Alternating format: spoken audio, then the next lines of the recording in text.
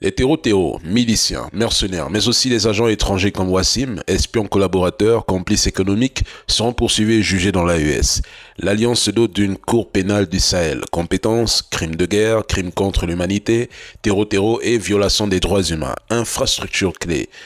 Une prison haute sécurité à Bamako et une base de données judiciaire commune plus plateforme numérique. Ces décisions ont un coup de tonnerre juridique et géopolitique. La création d'une cour pénale et des droits humains du Sahel par le Burkina, le Mali et le Niger signifie une rupture assumée avec le système judiciaire international classique dominé par l'Occident, en particulier la CPI, accusé de ne cibler que les Africains et d'être un outil politique déguisé au service des Occidentaux. Une telle décision marginalise la CPI, jugée biaisée, inefficace et politisée. D'ailleurs, qui considère même la CPI au XXIe siècle?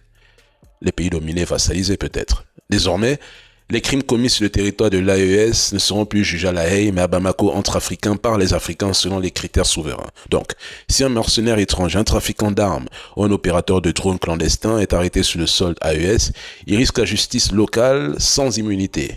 Et oui.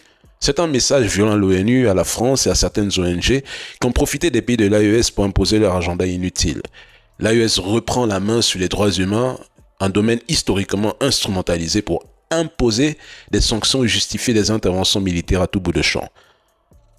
On appelle ça la souveraineté juridique totale et fin des refuges judiciaires entre les pays membres.